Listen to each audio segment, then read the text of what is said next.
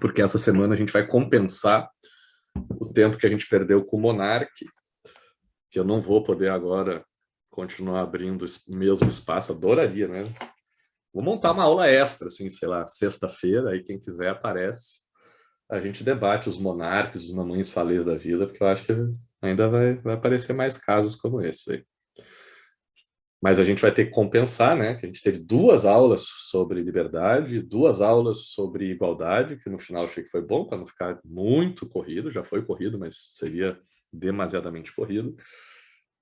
Só que hoje eu vou ter que condensar 2 aulas de exposição numa só. Eu já fiz, digamos, uma lipo nas 2 aulas, tá? Era uma aula sobre a contraposição entre direita e esquerda e a outra contraposição entre conservadorismo e progressismo, que eu já tinha juntado as duas, né, num tema só, que é o tema 3, que a gente está começando hoje, sobre ideologias, mas a minha ideia era ter 2 aulas expositivas, mas para a gente não sair do nosso cronograma, nós vamos ter uma aula expositiva, pelo menos essa é a ideia original, vamos ver como é que funciona, e aí na aula que vem seria aula de debate, mas eu acho que eu não vou fazer debate, eu acho que eu vou fazer no formato que eu fiz no semestre passado com a turma. Nós vamos fazer um formato mais livre, não vai ter grupos, tá? Separados, divididos em grupos, e a gente vai trocar uma ideia, que a gente vai falando, e aí vale o ponto, né? Quem manifestar, quem trouxer uma opinião aqui, um argumento, também ganha o ponto do debate, e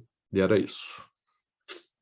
Beleza? Eu vou então. Ah, uma coisa, eu não montei lá o negócio de vocês botarem o apelido de vocês, porque também é aquela parte do Mentimeter eu gosto, pela interação, mas geralmente toma bastante tempo. Então, como eu ia ter que fazer hoje a aula mais correndo, eu não montei nenhuma pergunta no Mentimeter. Então, me mandem aqui, escrevam alguma coisa, tá? Não pode ser agora, quem já escreveu não precisa repetir, mas escreva alguma coisa no chat, que depois eu vou pegar a lista de presença pelo chat, tá? Então só manda um oi, diz presente, qualquer coisa aí no chat. Isso, que nem a Tênia, bota boa tarde, qualquer coisa, só aparecer o nome de vocês, eu já vou contar a presença e os respectivos pontos. Beleza? Se tiver alguém aí vendo sessão da tarde, depois vocês avisam, tá? Alguma dúvida, turma? Algum comentário antes da gente começar o conteúdo?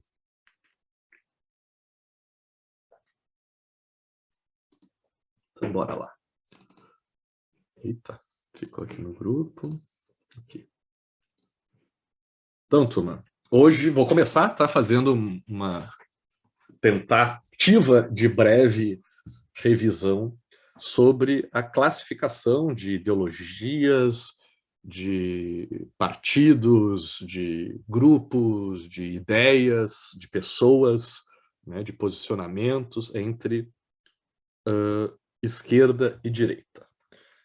Beleza? Então, primeira coisa, né, vamos falar onde começou, de onde surgiram esses temas. Imagino que a maioria aqui, que é da ciência política, já deve ter visto isso em algum outro lugar, mas basicamente, né, não tem muito mistério sobre isso, é meio que pacífico, que começou essa nomenclatura de direita e esquerda começou na Assembleia Nacional Francesa, né, logo após aí o início da Revolução Francesa, né, quando os vencedores, né, da Revolução Francesa, os jacobinos e os girondinos, né, que incluíam, né, não sei se você sabe, né, a parte vencedora, quem saiu perdendo foi mais a família real, né, uma nobreza, o clero mais próximo à família real, mas alguma elite ainda conseguiu, né, participar do grupo vencedor, mas principalmente lá as classes, né, mais populares, nem todas tão populares assim, né? Principalmente a que mais realmente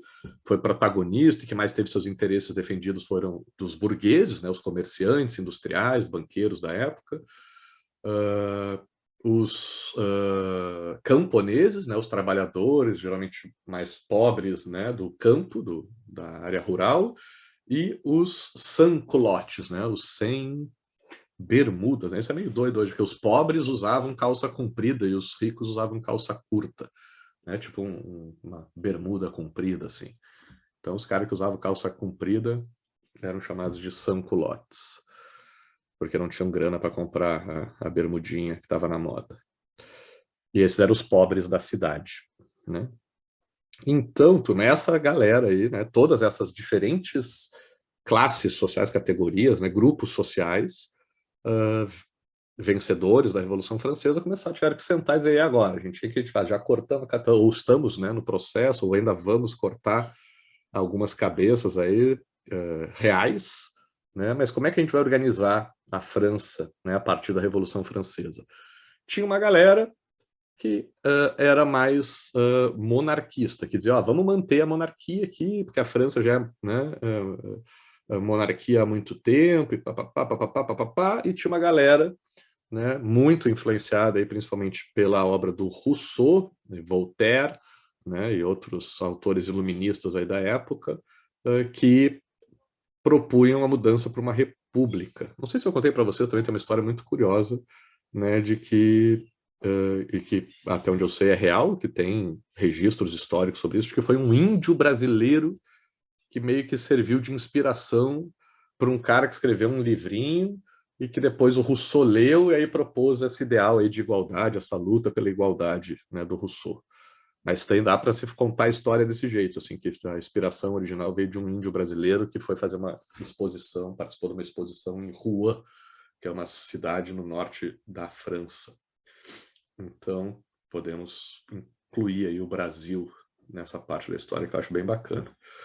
Mas rolou, então, né, inspirado por esses ideais aí do Rousseau ou iluministas, né, uma turma que estava querendo que a França deixasse de ser monarquia e passasse a ser república, né, ou seja, com maior participação popular aí nas decisões públicas, coletivas.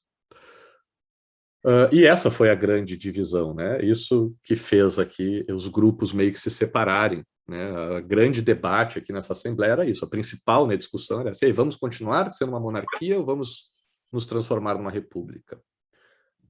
Diga que alguém quiser falar aí. Ah, tá, beleza. E rolou, né, de que a galera que defendia a república, a transformação em república, sentava...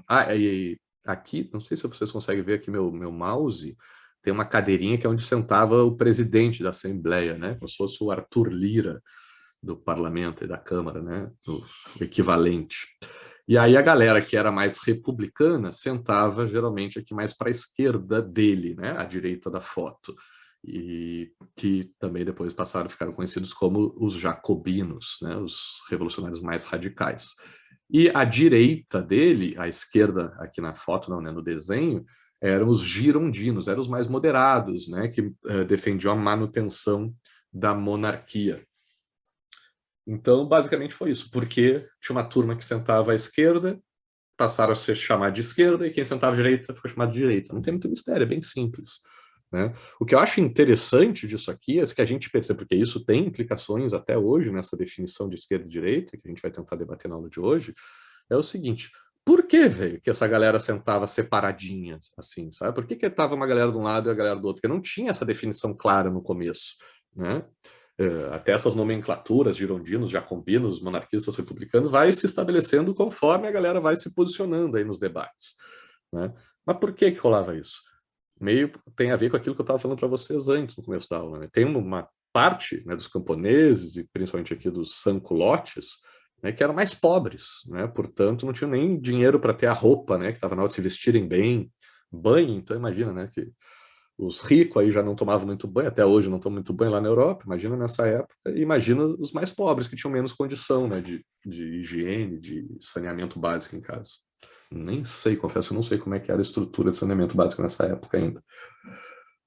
Mas dizem, né, que a galera mais da esquerda, né, os jacobinos, os republicanos, né, eram vistos pelos girondinos, pelos monarquistas, pela galera de direita, como bagunceiros, né, arruaceiros, tumultuadores, né, causavam tumulto, não eram muito educados e que se vestiam mal e que fediam. Eu acho que todo mundo fedia, como eu disse, né? Até hoje rola isso lá, né, nesses países europeus. Aí, os europeus fedem muitas vezes, não, porque não tomam muito banho e não tem muita higiene pessoal. E claro, né, não todos. Mas rolava isso. A desculpa que eles dão de por que eles sentavam separados era isso, porque o grupo ali é mal educado e meio fedido, mal vestido. Mas eu acho, né, que imagino que isso deve ter uma boa dose de preconceito dos playboyzinhos da direita ali, mas o que rolava? Playboyzinho que eu digo, né, porque eram geralmente pessoas mais de camadas mais acima, né, mais privilegiadas nessa sociedade. Mas o que eu acho que foi a lógica, né, que gerou essa divisão aqui, e eu acho que esse papo de quem é bagunceiro e sujo, não sei o que, foi a justificativa que veio depois, né? Eu até gostava de explicar isso mais na sala de aula presencial, porque ficava mais fácil, porque na sala de aula presencial é muito nítido, como vocês, naturalmente, vocês certamente vão se lembrar, seja da UNB ou mesmo da época do colégio, cara, que vocês fazem isso na sala de aula. O que esses caras fizeram na Assembleia Nacional Francesa, vocês fazem em sala de aula, vocês sentam perto dos amigos de vocês, de quem vocês gostam de conversar, né? Tem as panelinhas, né, dentro de cada sala de aula. E a minha leitura disso aqui é que basicamente foi isso que aconteceu. Foram panelinhas, apesar de ser uma panelinha mais complexa, com muitos integrantes, vocês estão vendo aí que era uma galera, né? E tinha um significado político também bastante importante, social, né, bastante importante, mas basicamente foi isso. Uma panelinha foi para um lado, uma panelinha foi para o outro, e se criou essa divisão espacial mesmo, de para um lado ficar um grupo, para outro lado ficar outro grupo, se deu o nome mais óbvio, esquerda e direita, que fica até hoje. Mas basicamente eu quero que vocês saiam desse slide aqui com essa ideia muito clara na cabeça. Quando surge a divisão entre esquerda e direita, nessa época aqui, durante e pós-Revolução Francesa, ser de direita significava ser monarquista, ser de esquerda significava ser republicano. Isso extrapola, inclusive, os limites das fronteiras francesas, né? Se vocês pararem para lembrar um pouco do que vocês já devem ter ouvido falar aí sobre esse período histórico, aí, final do século XVIII, e principalmente ao longo do século XIX, né? Esse é o grande dilema político mundial, né, do Ocidente, pelo menos, né?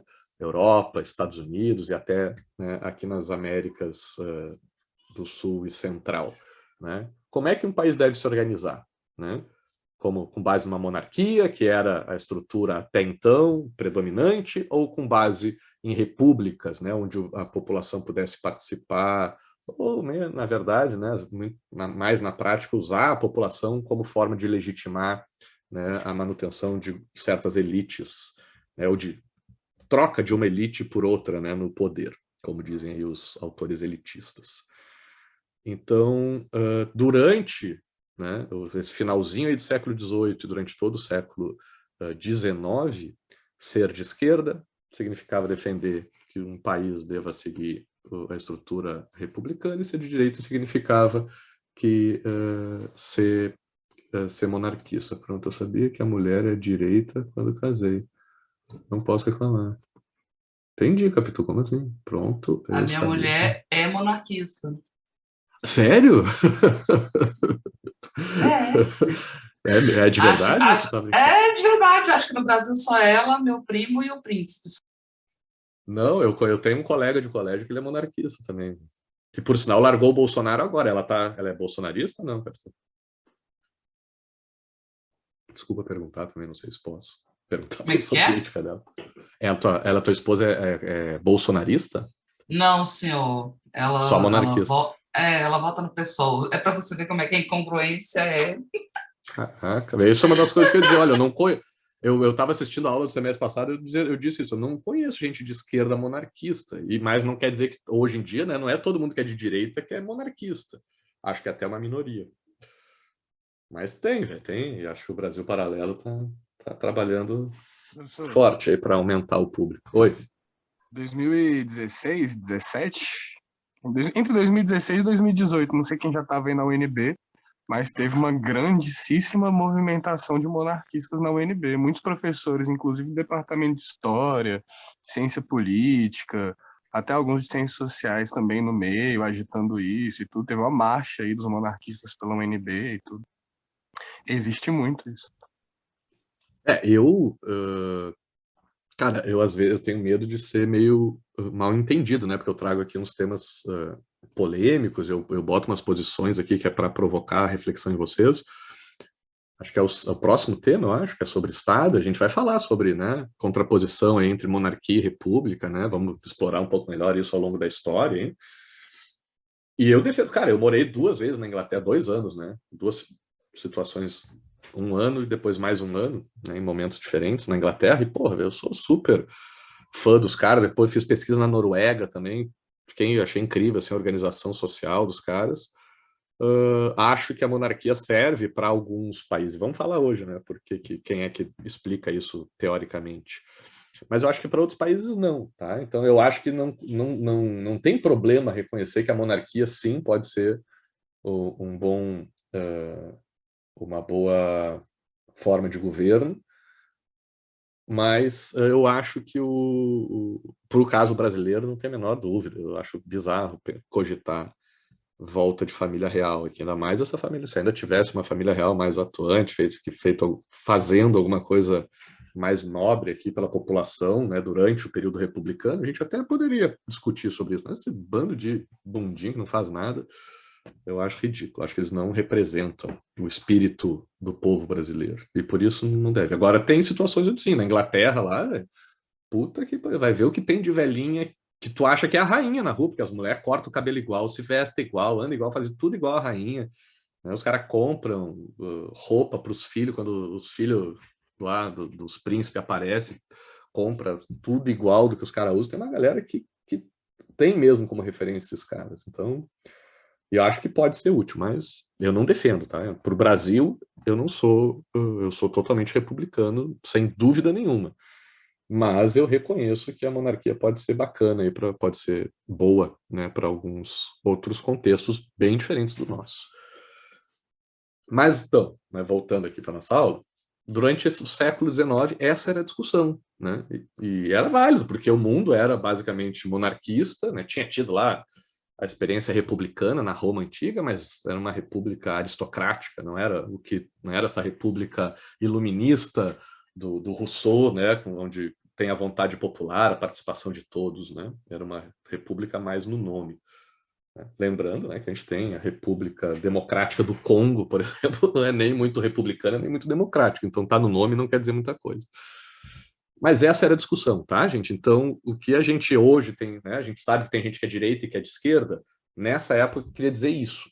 Né? Queria dizer ser republicano ou monarquista. Agora a Capitu vai poder brincar com a esposa dela e chamar ela de direitista, mesmo votando no PSOL. Eu não sabia dessa. Mas nos Estados Unidos, por exemplo, eu acho que não tem, velho. Né? Aqui, né? Fora a esposa da Capitu, que é uma monarquista de esquerda, eu acho que todos os outros monarquistas são de direita, né? Ou maioria, para não generalizar demais. Então, a grande maioria dos monarquistas, imagino que seja de direita. Mas hoje em dia isso não significa, eu tenho certeza que tem muito mais gente de direita que não é monarquista do que de direita monarquista. Agora, nos Estados Unidos, cara, eu não conheço, eu realmente desconheço qualquer movimento monarquista, né? Qualquer grupo monarquista, até porque ia defender o quê? República Democrática da Coreia, também bem democrática. Né? Vai defender o quê? Vai criar uma família real lá que os caras nunca tiveram? Vai voltar para a família real inglesa, sabe? Então, eu não sei se alguém conhecer algum movimento monarquista estadunidense, me avise aí, porque eu realmente desconheço. Então, lá não faria o menor sentido isso, né? No contexto dos Estados Unidos, por exemplo, essa divisão em monarquistas e republicanos não serve hoje para a gente saber quem é de direita ou de esquerda. Então, esse primeiro significado, né, do que é esquerda e o que é direita, já tem indício de que não é o mesmo de hoje. Mas vamos lá, porque não ficou nisso. Né? O tempo passou, como eu falei, isso aqui foi no século XIX, quando a gente entra no século XX, principalmente, né, quase aí na metade, segunda metade do século XX, né, pós Segunda Guerra Mundial, com a reorganização da geopolítica mundial, formam-se 2 grandes blocos, né?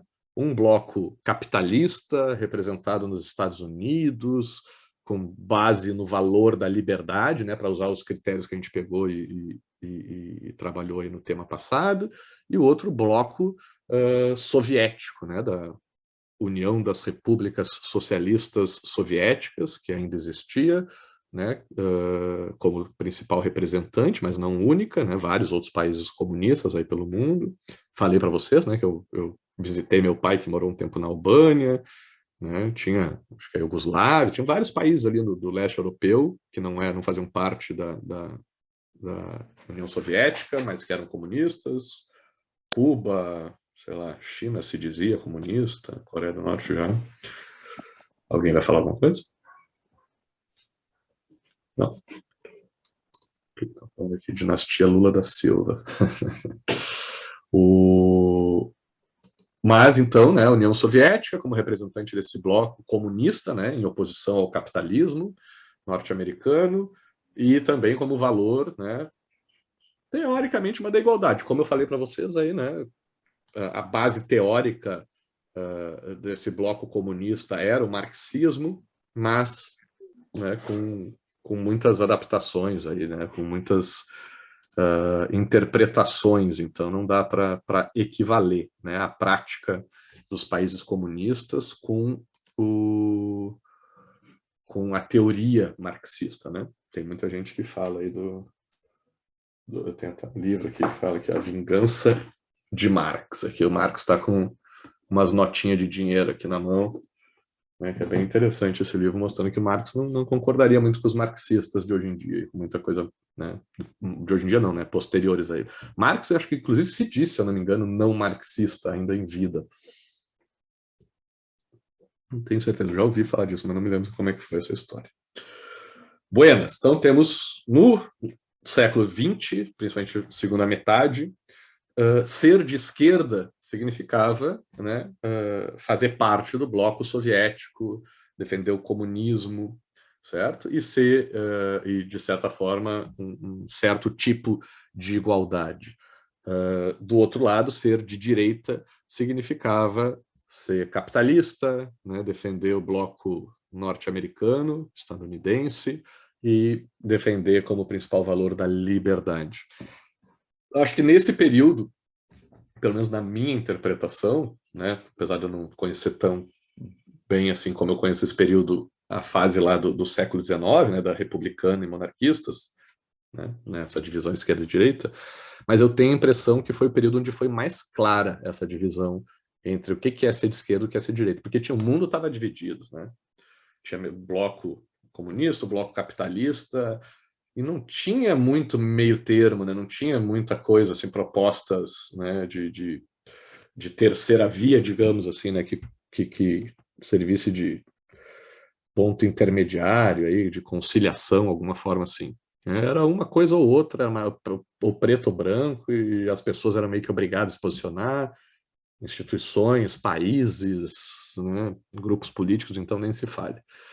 Então acho que era uma divisão bem marcante, né, onde as pessoas não tinham muito para onde fugir, né, outro era de um lado ou de outro, né, inclusive com toda a influência da mídia e das propagandas aí, acho que acabava forçando, mesmo que não se interessava muito, a meio que ter um posicionamento, meio que, mesmo que leigo, tá? Essa fase, né, da guerra, esqueci de falar também, né, que a gente chamava aqui de Guerra Fria. Eu queria até, se eu soubesse desenhar, eu ia fazer um cartoon, de alguma coisa, assim, um cara pegando, sei lá, um pote, onde ia estar escrito guerra, assim, na geladeira, e botando no micro-ondas, assim, querendo dizer que estão pegando a Guerra Fria, e parece que estão requentando, né, em 2022, a tal da Guerra Fria, estão a fim de fazer um vale a pena ver de novo da Guerra Fria agora, né, no século XXI. Por mais incrível que possa parecer, estamos de novo, né, numa situação onde a gente vê esses dois, um remake, né, dessa contraposição Estados Unidos e agora Rússia, né? Se fosse o Trump, não tinha guerra, né, velho? Se fosse Trump, dona Ucrânia já era da Rússia, eu acho, né? Junto com a OTAN. Oi. Quem é que falou? Então vamos lá. Mas esse período, então, né, da Guerra Fria, né, que, para quem não sabe, aí ficou conhecido como Guerra Fria porque rolava uma tensão quase sexual, só para brincar com os caras, né, mas era uma tensão bélica mesmo, né, entre esses dois blocos, que meio que se respeitavam lá, e agora a gente está vendo, né, que tinha ali uma faixa, né, no leste europeu, meio que de zona neutra. Por sinal, comecei a ver lá o The Man in the High Castle. Agora que eu já vi vários episódios, eu estou começando a gostar, mas eu tenho algumas críticas depois para a gente fazer. Muito bem produzido, mas o enredo força a barra às vezes, tem umas coisas muito não verossímeis, eu achei, assim, que dar umas forçadas. Mas depois a gente fala sobre isso.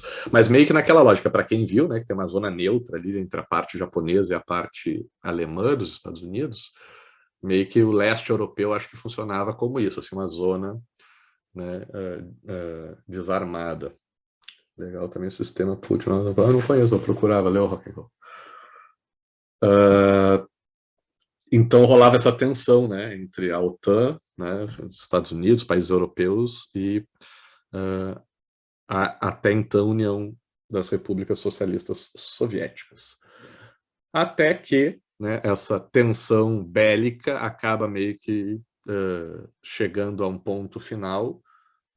O marco simbólico é aqui em 89, a queda do Muro de Berlim, mas tem gente que coloca mais, né, com o fim da União Soviética, lá em, acho que foi em 91, se eu não me engano, foi logo 90, 91, foi logo depois. Né? Então, meio que acaba assim, essa divisão tal da Guerra Fria e essa polarização, né, entre esses dois blocos, meio que se acaba aí no final dos anos 80, começo dos 90, com se lá no século XVIII a divisão era republicanos monarquistas, me parece, a minha interpretação é que a esquerda ganhou essa primeira divisão, né? Por quê? Porque os novos países, né, que se organizavam aí a partir dessas revoluções liberais, na sua grande maioria, assumiam a forma republicana. Muitos países, como no caso da França, que eram monarquias tradicionais, se convertem em repúblicas, né? E mesmo algumas monarquias que continuam mantendo o regime monárquico, assumem um regime mais liberal, né, mais controlado, né, monarquias constitucionalistas e parlamentaristas. Então, mesmo quem continua sendo monarquista acaba trazendo, né, assimilando alguma forma de participação popular nos seus processos políticos, que é a essência da lógica republicana. Né? Então, tanto que tem, né, as monarquias democráticas, né, que o Reino Unido seria um exemplo, a partir daí dessas revoluções liberais. Então, para mim, na minha leitura, fica muito claro que a primeira dicotomia entre esquerda e direita, representada pela monarquia e pela república, quem vence é a república, né, quem vence é a esquerda. Nessa segunda forma, né, onde a esquerda e a direita assumem significados completamente diferentes, tem nada a ver com república, tem nada a ver com monarquia. Estados Unidos e União Soviética eram repúblicas, né, ou algo parecido, mas nenhuma delas era monarquia. Então, ambas eram, né, repúblicas, ou o que seria de esquerda, no critério anterior, mas nessa segunda polarização, nessa segunda dicotomia, me parece também meio inequívoco que quem vence é o bloco capitalista, né? Tanto que os países comunistas que existiam até então vão se transformando em capitalistas, né? Cada um da sua forma, e inclusive a própria União Soviética acaba se dissolvendo, né? E virando uma república, né? Começando, né, a dar seus passos no caminho do capitalismo, tanto que hoje a guerra, né, se dá com base no capitalismo, né? A resposta aí do bloco ocidental à Rússia está sendo, né, basicamente uma resposta capitalista, né, usando o mercado.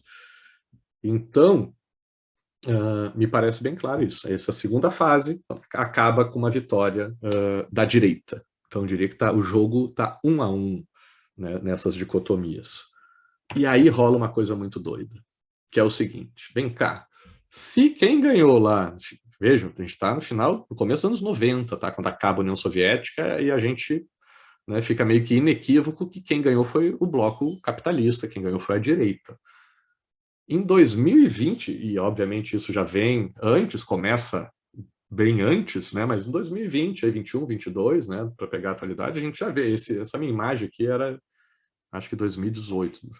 Não, 2019, de aulas que eu dei em 2020, que o Trump ainda estava no poder.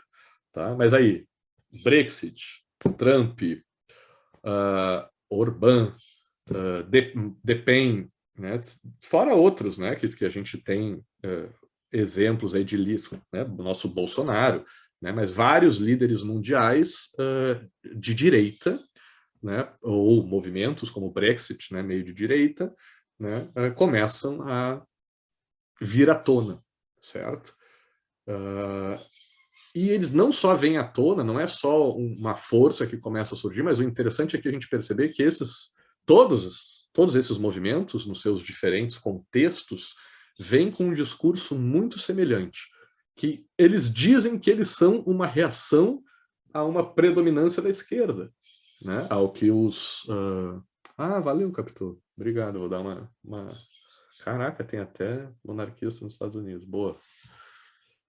Depois eu vou ler, tá? Obrigado. Então, esses caras, nesse movimento da direita mais recente, eu não gosto dos extremas, a gente vai trabalhar hoje com conceitos para dizer o que é extrema, tá? Aí depois a gente vê quem que a gente chama de extrema aqui, porque tem extremo para os dois lados. Mas vamos só chamar de direita por enquanto. Esses movimentos de direita, né, têm o mesmo discurso de fundamento, né, que eles dizem, a gente está reagindo, né, a uma hegemonia da esquerda em diversos campos, né? Não só no campo político, dizem que no econômico, mas principalmente no campo cultural, acadêmico, nessas áreas, né, onde haveria uma hegemonia da esquerda, que se a gente fosse pegar o nosso tão saudoso Olavo de Carvalho, né, a gente chamaria de marxismo cultural. Que eu já falei para vocês, né, que eu acho que tem uma boa dose de viajada na maionese, de teoria da conspiração, mas, para mim, é certo, é fato, que parte de premissas válidas, né? Os caras pegam dados da realidade que existem, né?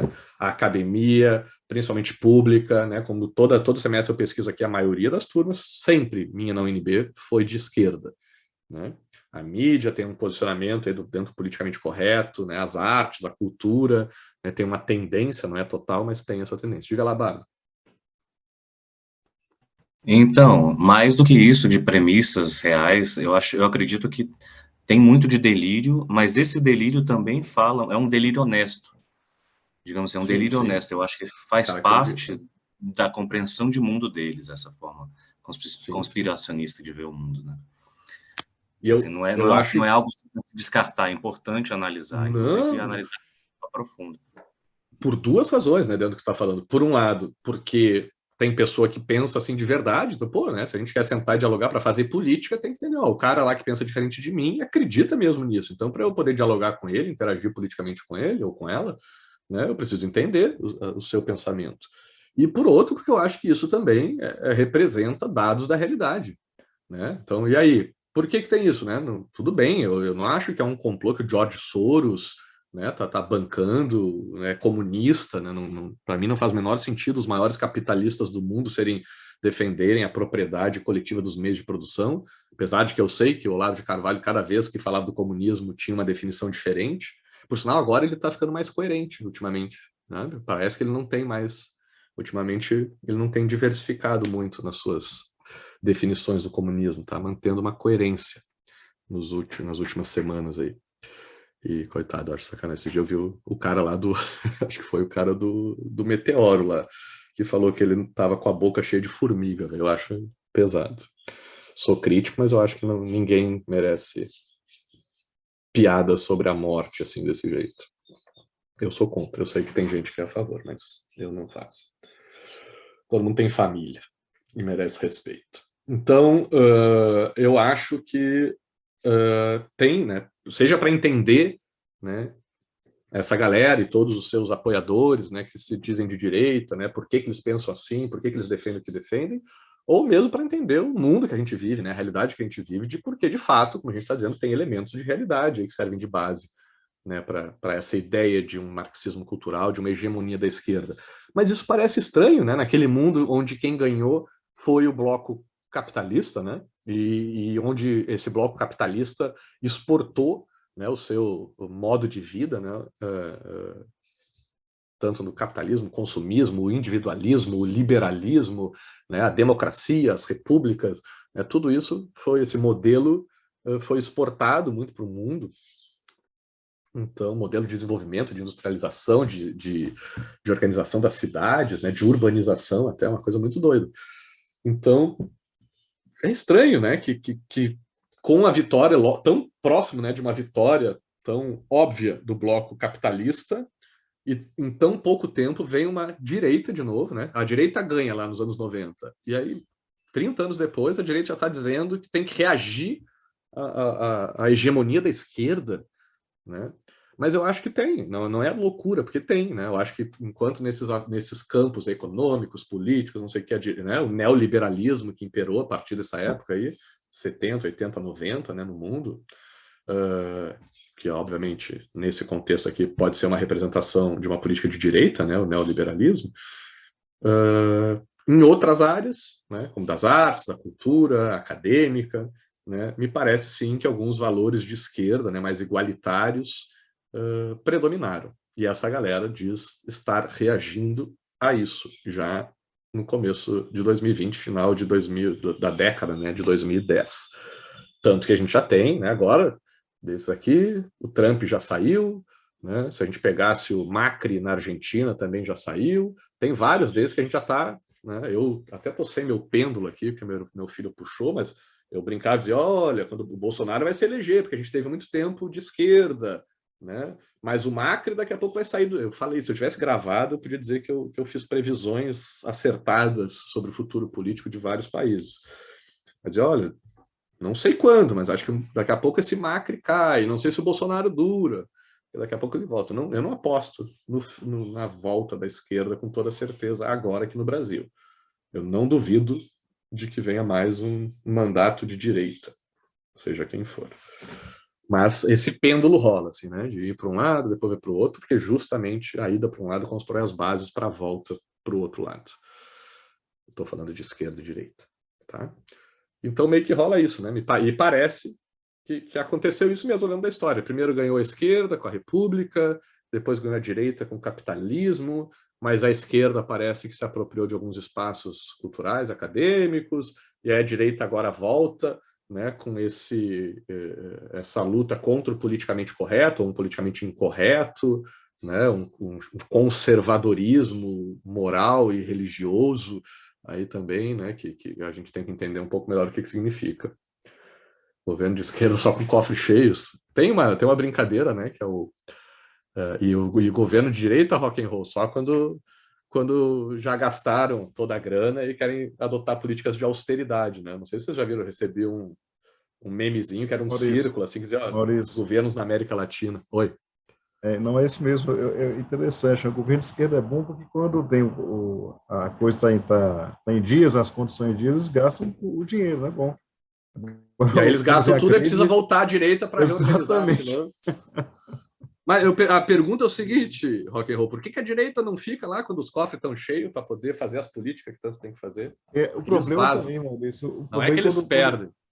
Quando o cofre está bem, aí eles começam a distribuir para a parte de cima. Aí esse é o problema, aí a parte de baixo recebe menos, né? Aí vem a esquerda para distribuir mais, esse é o problema. Porque todos os governos que adotam essas políticas de austeridade começam a ter problemas sociais graves, né? Exatamente. Vem as manifestações, aí o povo se indigna, vão tomar no fiofó de vocês aqui, que a gente está passando fome, e vocês estão dando grana aí para empresário cheio da grana, porque estão fazendo o bolo crescer, só que nunca chega a hora de dividir o bolo, né? Literalmente todas as crises possíveis. Mas eles têm um memezinho que fala isso, que é os ciclos políticos dos países na América Latina, que vem um governo de direita, organiza as contas, aí vem um governo de esquerda, gasta essa grana, aí precisa de alguém que ajuste e fica nisso. Aí fazendo uma... Tem o professor, como é que é? Lá de Santa Catarina, foi um dos fundadores do PT. Putz, eu sempre me esqueço o nome dele. Que ele fala do sistema petucano. Depois eu vejo aqui para falar para você, não esqueci o nome dele, né? É um cara bem interessante, o cara. Tem umas posições bem bacanas a gente refletir. Agora está tudo resolvido na nossa economia. Venda de jet, não é só jet ski, Ramona. Jet ski, balões e dirigíveis. Eu vou comprar meu Zeppelin e o meu balão mágico aqui para eu sair. Zaptizum, Pluktiplactizum, na verdade.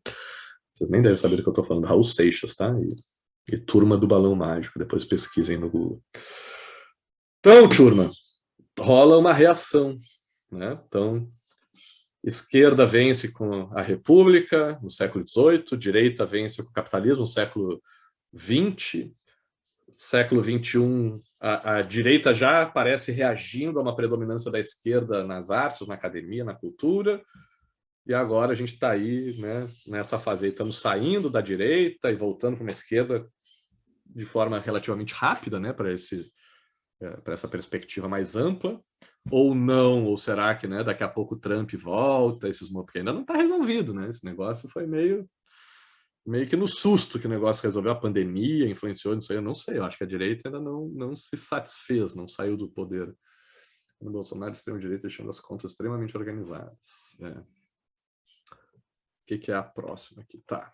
Então é isso, tá? Minha reflexão com vocês é isso. O que significa ser de direita? E ainda eu acho que hoje ser de esquerda, né? Tem vários políticos e intelectuais de esquerda, né, que dizem que atualmente ser de esquerda significa ser, né, hoje em dia já não seria mais nada, né, não seria mais nem comunismo e capitalismo, mas seria algo mais assim, ser de esquerda é tu defender políticas identitárias, né, defender grupos minoritários, né, oprimidos dentro da sociedade, né, negros, mulheres, LGBTQIA+, indígenas, migrantes, né, defender os direitos desses grupos oprimidos, né, ou não privilegiados na sociedade, enquanto a direita se caracterizaria por um chamado conservadorismo, tem gente que se diz liberal, né, tem aquele tal do liberal na economia e conservador nos costumes, eu vou falar um pouquinho disso hoje para vocês. Então, mudou, véio, já não é mais, né? Tá cheio de capitalista na esquerda hoje em dia, né? Assim como tá cheio de republicano na direita hoje em dia. Então, não é mais aqueles conceitos lá da Assembleia Francesa, não é mais o conceito da Guerra Fria que nos explica o que é ser de esquerda e o que é ser de direita. Tá? Se a gente estivesse fazendo só uma aula sobre esquerda e direita, eu ia começar a perder metade da aula só pedindo para vocês me explicar o que é, por que vocês se acham de direita ou de esquerda. E eu garanto para vocês que ia dar uma confusão enorme, que a gente ia trazer vários elementos diferentes aqui para dizer o que é esquerda e o que é de direita. Tá? Mas para trazer uma luz para essa definição, para a gente não ficar só nessa viagem histórica, vamos pegar um cara que eu acho que fez um dos melhores trabalhos, e também já falei para vocês, um dos mais simples, dos melhores de ler, sobre esse assunto, né? O Bobbio. Um cara, só para falar, cientista político italiano, que nesse mesmo livro de direita e esquerda se diz lá, um texto vocês acham, dizendo, eu sou de esquerda. Né? Então, deixa eu deixar claro que ele se assume de esquerda e está ali defendendo a perspectiva dele. Então, né, eu já tive aluno meu que se dizia de direita e que dizia, olha, não, eu acho que esse critério do Bobbio não se aplica. Né? Mas deixa eu explicar ele primeiro para vocês. O que o Bobbio vai falar sobre direita e esquerda? Né? Peguei um trecho aqui que eu acho rico, amado e odiado Bobbio. Pois é. Diz o Bobbio, abre aspas, esquerda e direita indicam programas contrapostos com relação a diversos problemas cuja solução pertence habitualmente à ação política. Contrastes não só de ideias, mas também de interesses e de valorações a respeito da direção a ser seguida pela sociedade. Contrastes que existem em toda a sociedade e que não vejo como possam simplesmente desaparecer. Pode-se naturalmente replicar que os contrastes existem, mas não são mais do tempo em que nasceu a distinção. Então, o que ele está dizendo aqui? Olha, esquerda e direita significa alguma coisa assim, tem uma aplicação prática, não é só um nomezinho lá do passado que a gente está tentando fazer um remake, como é que o Bardo falou aqui? Não é remake, era remake ou não? Remake, né? Não é só um remake, não é só um vale a pena ver de novo, né? Ele está dizendo, serve para alguma coisa mesmo hoje em dia, ele tem um significado prático, né? Dizer que uma pessoa é de esquerda ou de direita, porque são visões diferentes sobre os rumos que a gente vai dar para a nossa vida em sociedade, né? Mas pode-se sim dizer que, olha, os significados não são o mesmo de quando surgiu, quando os termos surgiram, e já não são mais nem do segundo significado que os termos tiveram, né, durante a Guerra Fria. Que mais? Aí, resumindo, né, para vocês aqui, mas recomendo fortemente que vocês leiam, o Bobbio vai dizer que o critério, hoje em dia, tá? O critério que a gente... Hoje em dia não, né, porque ele está falando nos anos 90. Então, nos anos 90, lá, final da Guerra Fria, né, o Bobbio está dizendo, olha, o critério para distinguir esquerda e direita é como cada grupo se posiciona com relação ao ideal da igualdade, que foi o último que a gente estudou nas nossas aulas. Tá? E aí ele vai dizer que a esquerda vai defender mais os aspectos que as pessoas têm de igual, as semelhanças entre as pessoas, e o pessoal de direita vai ter um foco maior nas diferenças que as pessoas têm. Então, quem é de esquerda vai dizer, poxa, somos todos humanos, todos precisamos comer, todos temos direito à vida, à segurança, à liberdade, não sei o quê, e isso precisa, né, acesso a questões econômicas e materiais também. Então, precisamos, né, garantir esse mínimo de igualdade entre todos. Essa é a visão de quem é de esquerda. Quem é de direita vai olhar para o mesmo cenário e vai dizer, poxa, não somos iguais não, velho. Né? Tem gente que é mais competente que outro, tem gente que contribui mais para a sociedade do que outro, tem gente que é mais eficiente, né? Tem gente que se esforça mais, tem gente que tem mais mérito, né? E essas pessoas merecem coisas diferentes, para que haja justiça, mesmo lá, né, no critério, apesar não, no critério do Marx é diferente, né, porque é compensatória a lógica lá. Mas é uma lógica de justiça premiativa, né, que é o que se chama na literatura, de premiar quem mais contribui, né, o pessoal de direita, enquanto o pessoal de esquerda teria uma lógica mais compensatória. Dizer, olha, tem gente, né, que no meio do caminho se dá mal, seja lá por que for, seja por problemas externos ou por escolhas erradas, mas que começa a ficar sem nem o mínimo necessário para viver, e a gente precisa compensar essas desigualdades, e tem gente que tem muito, que se aproveita desse muito, né, para explorar as relações sociais, então é importante que se compensem essas diferenças. Diga lá, Capitu. Professor, isso eu entendi qual que é a observação, mas como é que fica, por exemplo, a nossa querida e maravilhosa direita brasileira falando, né, que vocês estão querendo diferenciar negros e brancos, por exemplo, somos todos humanos. Eu odeio isso, mas somos todos iguais. Então, assim, como é que fica essa questão? Tá, é assim, ó, todo semestre, uma das coisas que eu mais reflito é sobre essa tua pergunta, tá, Capitu? Como é que eu aplico essa distinção do Bobbio, porque eu acho que é a melhor distinção, né, apesar de não ser perfeita, mas como é que a gente aplica essa distinção do Bobbio para classificar? Porque a gente sabe, né, que na turma, né, vocês se autodenominam, mas mesmo se vocês não se autodenominassem, eu garanto que a visão de vocês, se a gente estivesse principalmente no presencial e interagissem mais diretamente, que vocês teriam um grau de precisão muito alto ao dizer quem é de esquerda e quem é de direita dentro da turma. Mesmo conhecendo muito pouco um do outro. Só ouvir um pouquinho do outro, a gente já diz, tu é de direita, tu é de esquerda. Né? Mas o critério do Bobbio é extremamente falho. Por quê? Pelo que a Capitu acabou de falar. Né? A direita vai dizer, não, quando vocês trazem essa política identitária de defender mulheres e homens, ou tem aquela frase do Morgan Freeman, né, que falava que quando a gente parar de falar de racismo, é que o racismo vai deixar de existir, porque quando a gente trata negros e brancos como se fossem, vivessem, né, situações diferentes, a gente está mantendo, né, reproduzindo o racismo, né? Então a gente tem que tratar todos como iguais, né? É uma crítica da direita à esquerda, dizendo que a esquerda está diferenciando. Eu concordo. Eu acho que é uma visão de distinção. Não estão focando... Quando a esquerda faz isso, ela não está focando na igualdade, ela está focando no que distingue as pessoas. E está tentando... Aí eu posso dizer isso é uma visão que foca nas diferenças, que nem ele está dizendo ali que é uma característica de direita. Mas eu também posso, né, defender o Bob dizendo que a esquerda faz isso tentando alcançar uma igualdade. O objetivo da esquerda seria alcançar a igualdade. Tá? Mas aí fica difícil, porque aí a gente vai para o campo da intenção, e as intenções são difíceis de serem mensuradas de forma mais objetiva. Né? Por exemplo, eu também vejo, para fazer o contraponto, mas muita ação prática mesmo do governo Bolsonaro e de movimentos bolsonaristas ou de direita de outras vertentes que são igualitários. Né? Quando o Bolsonaro ataca o STF, diz que lá é uma mamata, que é um absurdo, cheio de privilégio, que é uma elite decidindo monocraticamente sobre coisas que afetam o futuro de toda a nação.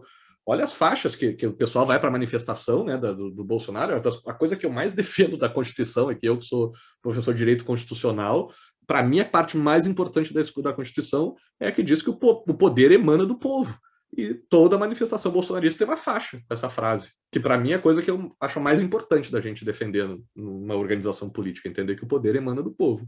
E, portanto, somos todos iguais, todos nós devemos participar de forma igualitária das decisões, ou o máximo, né, próximo disso possível. Então, dá para ver, vamos pegar nazismo, eu vou explicar para vocês ali, né?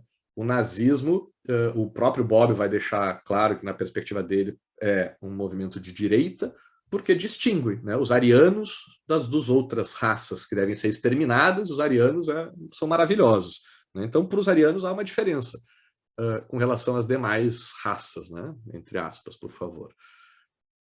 Só que, numa outra perspectiva, os nazistas, quando olham só para o grupo dos arianos, ou dos cidadãos, né, alemães, ou coisa assim, eles têm uma padronização, um tratamento uniforme de todo mundo. Vejo aqueles vídeos, né, que tem lá da época do Hitler, lá, aquelas coisas, aquelas paradas, aquelas manifestações de todo mundo uniformizado, se mexendo igual. Tem um grau de igualitarismo ali também incrível, né? Uma coisa assim de ser tudo igual, um padrão, né? O que hoje em dia eu acho que meio que se reflete no conceito de cidadão de bem, né? Como se houvesse assim uma cartilha que todos devemos seguir de forma igualitária, né? É um padrão que é o mesmo para todos nós, que nos define como cidadão de bem ou não, né? Então, ao mesmo tempo que tu diferencia, diz, olha, existem cidadãos de bem, existem cidadãos que não são de bem, né? Que é uma perspectiva, né, desigualitária ou inigualitária, como o Bob diria, eu posso fazer a leitura de que não. Ao fazer isso, eu estou dizendo que os cidadãos de bem são iguais. Estou focando, porque eu não considero quem não é cidadão de bem, né, na minha análise.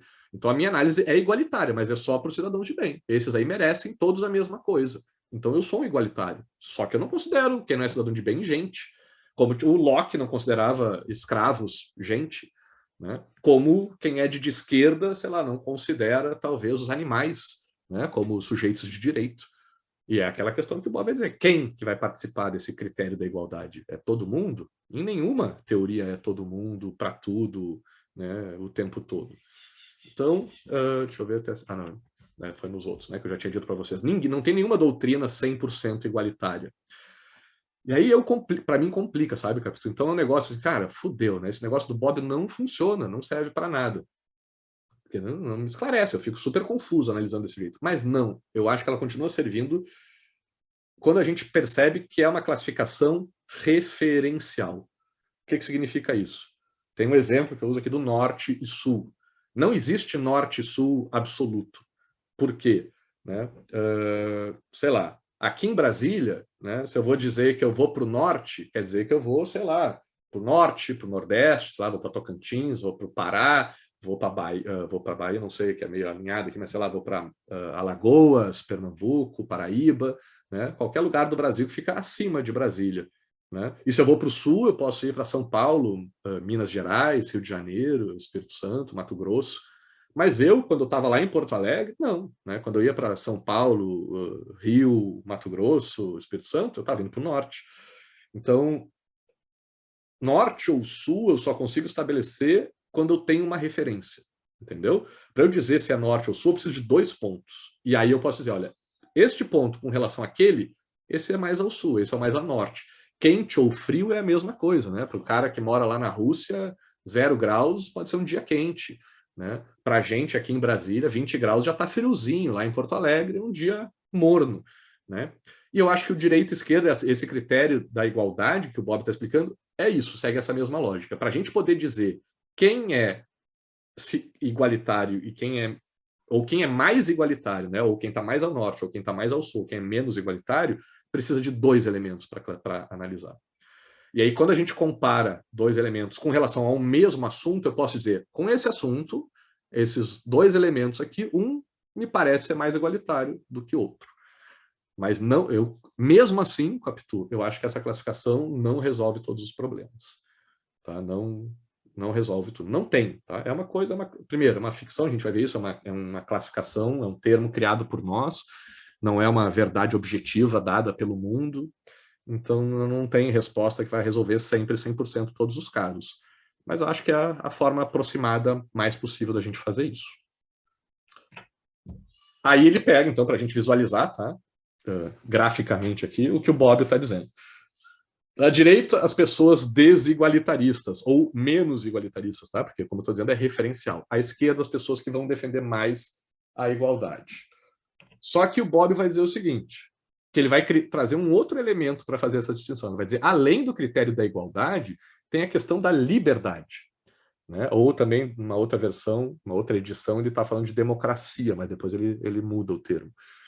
O que o Bob está falando sobre isso? Ele vai dizer, olha, a gente pode pegar tanto esquerda quanto direita e subdividir em 2 grupos. E a gente vai chamar a extrema direita e a extrema esquerda como sendo as alas extremistas, né? Porque são mais autoritárias. E aqui o autoritário tem a ver com a questão democrática, assim, de respeito à opinião alheia, e principalmente à opinião de quem pensa diferente de mim, né? Quem joga o jogo político respeitando, dizendo assim, cara, beleza, eu sou de esquerda, mas tu é de direita, tranquilo, vamos trocar uma ideia, porque nesta interação entre 2 opiniões contrárias, a gente pode construir algo mais interessante. Talvez eu te convença, talvez tu me convença, talvez a gente chegue no meio termo, talvez a gente crie uma outra coisa totalmente diferente, mas é nesta interação entre 2 ideias opostas que algo se constrói. Quem pensa assim, o Bob chama de democrático, né? Ou libertário, liberal, né? Porque a pessoa liberal no sentido de respeitar quem pensa diferente, respeitar perspectivas diferentes. Democrático, aí é que isso fica mais claro, né?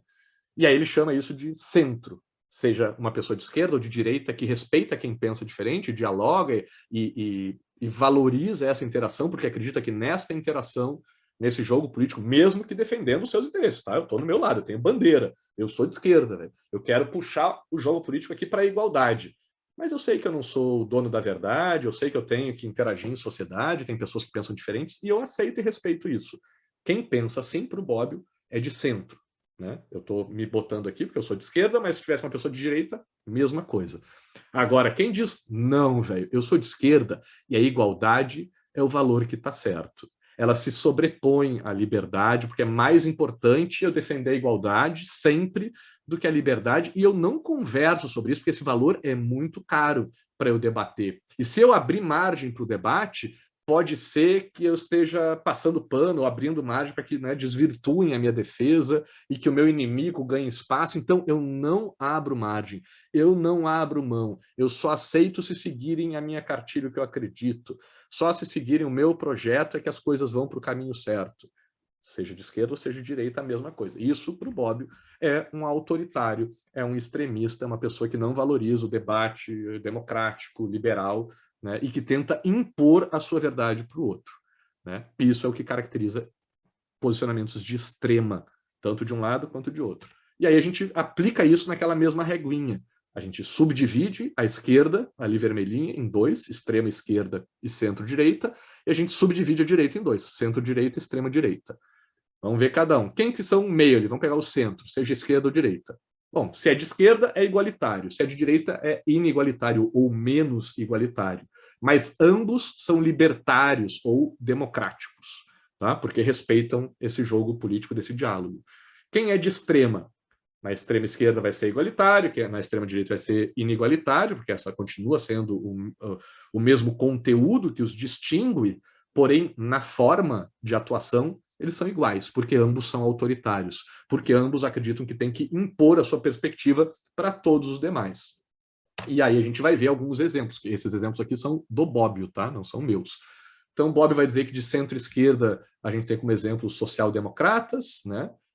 Os países nórdicos, ali, políticas de igualdade, de estado de bem-estar social, de centro-direita os conservadores democráticos, né? Mais preocupado com questões, sei lá, econômicas, né? Mas aberto ao diálogo, reconhecendo a importância de políticas sociais. Esses são centro, né? Esquerda ou direita, exemplos de posicionamentos de centro. Exemplos de casos de extrema esquerda, os jacobinos, como a gente viu lá na França, na Revolução Francesa, e os bolcheviques na Revolução Russa. E de extrema direita, os fascistas italianos ou de qualquer outro lugar e os nazistas alemães. Por que isso? Jacobinos e bolcheviques acreditavam que estavam defendendo a verdade absoluta, a solução para as suas sociedades, o melhor caminho, e que não tinha papo.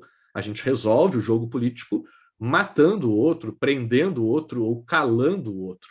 Tá? E é assim que a gente resolve, porque eu estou certo e o outro está errado. Acabou, não tem discussão. Eu estou certo e está errado. Cala a boca e a minha perspectiva é que tem que prevalecer.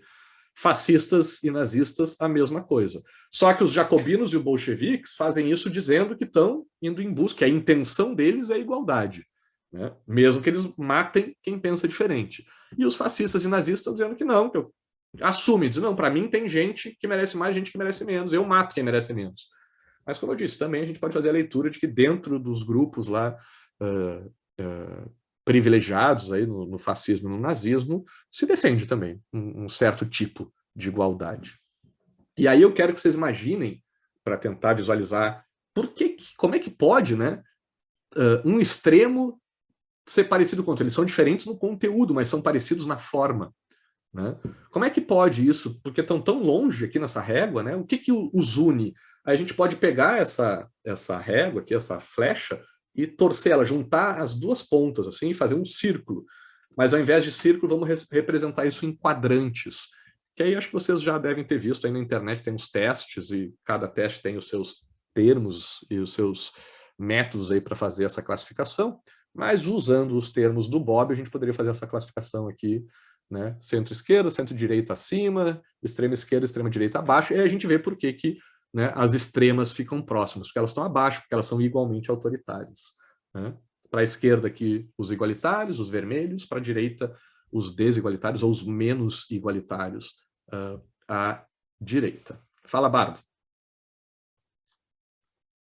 Não, só eu comentar, fazer duas pontuações.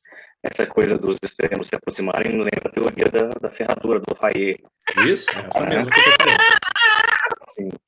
E tem um texto da Hannah Arendt também sobre na origem do totalitarismo que ela faz esse paralelo em por que tanto a ideologia da luta de classes quanto a de luta de raças elas tendiam a uma neurose, porque era tão linear, né, que negava o paradoxo, a natureza humana, né, complexa. Nega a complexidade, né,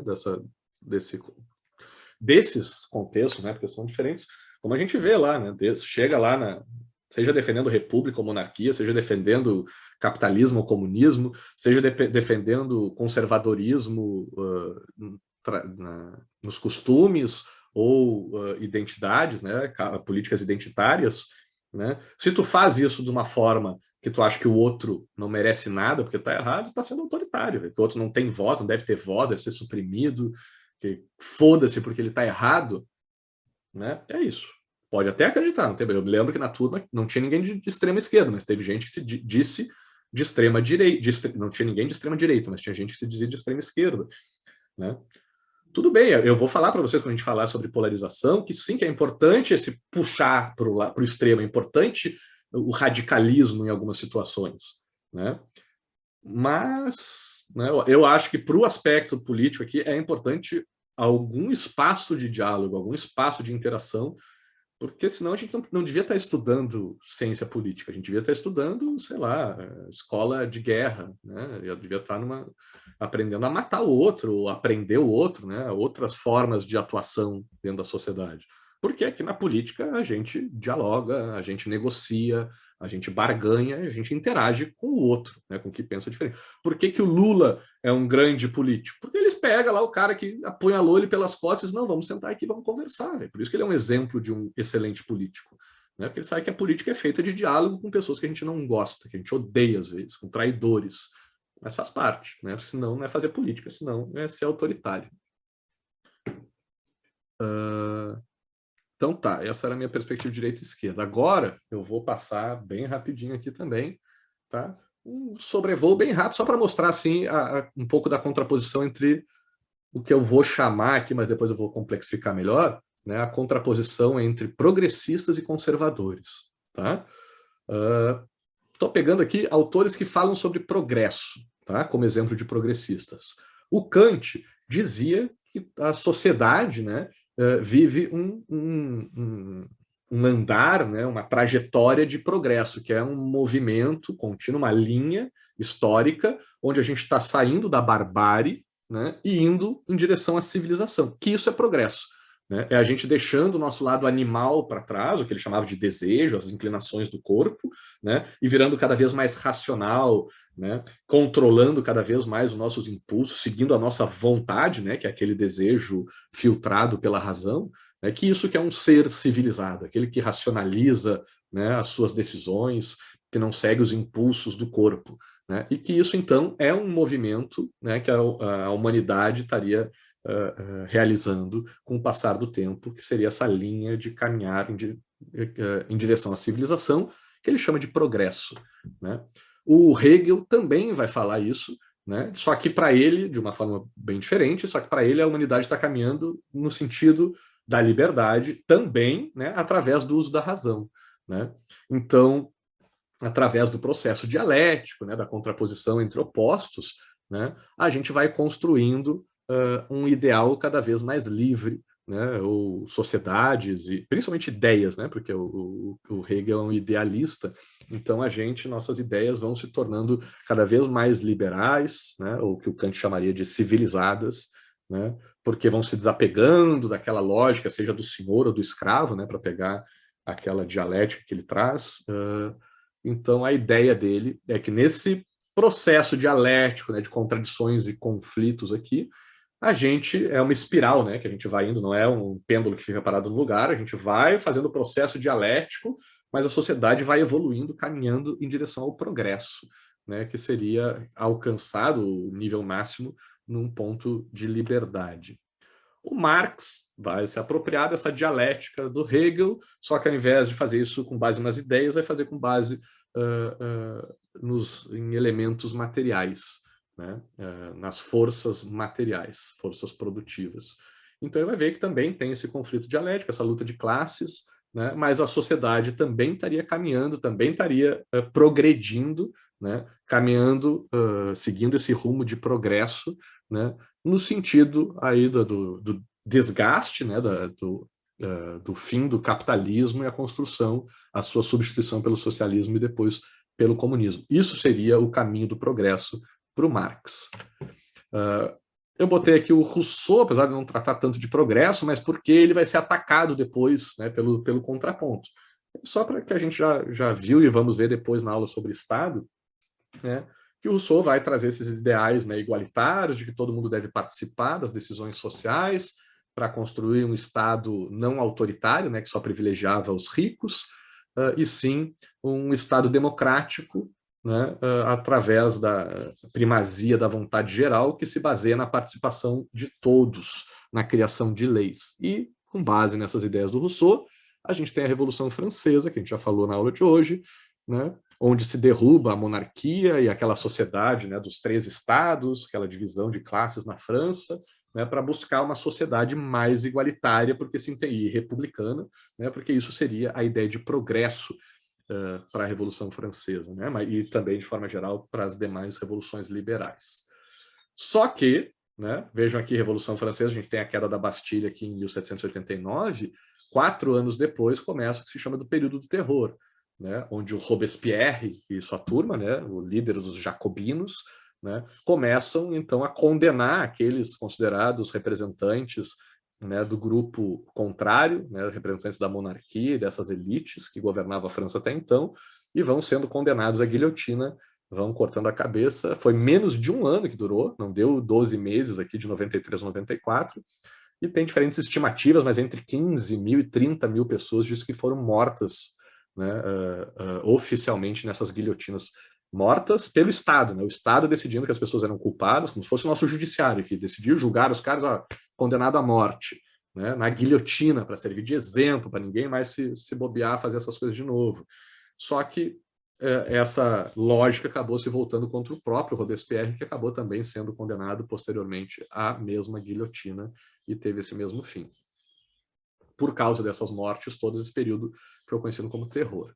E aí entra a figura desse cara, o primeiro representante do que a gente chama, né, pode chamar de conservadorismo.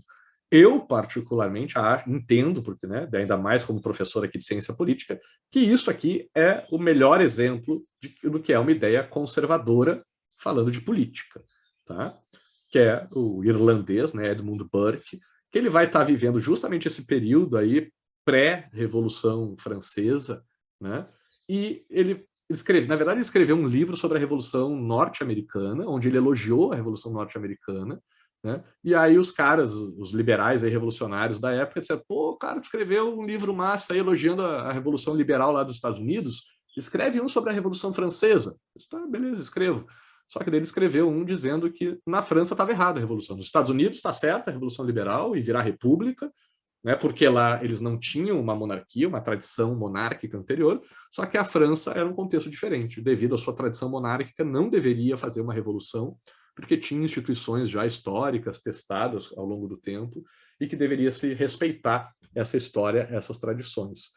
E ele, inclusive, nesse livro, prevê que essa revolução, vejam, ele morre em 1797, antes... Ah, não, já estava, pegou, né, o período do terror ali, foi, deixa eu só voltar, 93, Mas o livro é anterior, é de 90. Logo depois da queda da Bastilha, ele escreve Reflexões sobre a Revolução em França, antes do período do terror começar, e ele diz, olha, essa galera, ele criticava o Rousseau e o Voltaire, principalmente, né, que ele chamava de teóricos de gabinete, né, porque essa coisa de ficar ditando regra, como Nietzsche fala do Platão, né, de ficar dizendo o que seria a sociedade ideal de dentro da sua casa, falando com base em ideias, né, sem levar em consideração o mundo real, prático, né, ele diz, olha, esses caras são, abre aspas aqui, né, audaciosos experimentadores da nova moral, né, porque ele vai dizer que não dá certo mudar, né, as instituições lá da monarquia, principalmente na França, que já existiam há tanto tempo, tantos séculos, né, lembrando que a França era uma das monarquias mais tradicionais do mundo,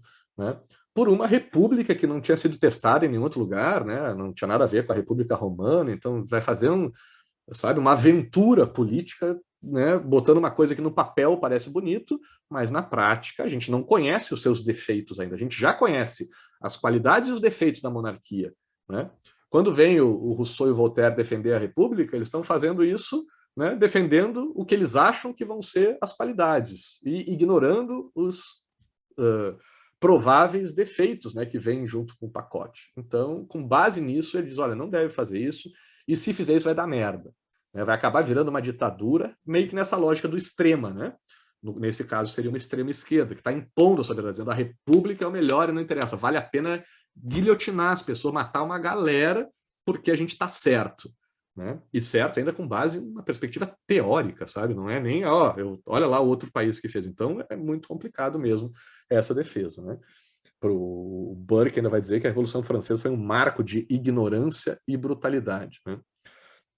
E que, como ele previu, então, não só previu, como efetivamente acabou se transformando numa ditadura e numa forma de terrorismo estatal.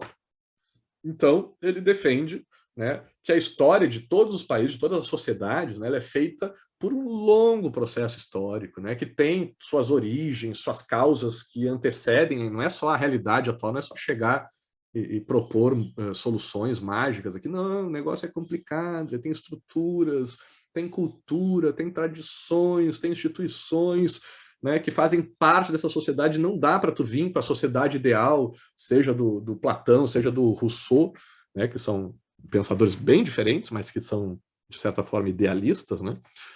Então não dá para tu vir com essas ideias aí de gabinete, né, ignorando essas instituições, essa história, essas tradições, né? Ele defende uma prudência nessa mudança, né? Então a gente deve respeitar, né, essas tradições, né, e essa história de cada sociedade quando a gente for propor e pensar em mudanças, né? Deixa eu ver, ele vai trazer aqui, né, que essa ideia, essa defesa da democracia ou da república, né, é capaz, abre aspas aqui, né, de expressar as mais cruéis opressões sobre a minoria, né? Nesse caso aqui a minoria era uma elite monárquica, né, francesa, né, no caso da Revolução Francesa. Mas minoria, de novo, aí no contexto de Revolução Francesa, né, minoria quantitativa também, mas também de poder, né, de um grupo que estava perdendo poder. E ele também contrapõe, né, a diferença entre cada sociedade, porque tem uma coisa, né, o Burke diz que a gente deve respeitar a história de cada sociedade.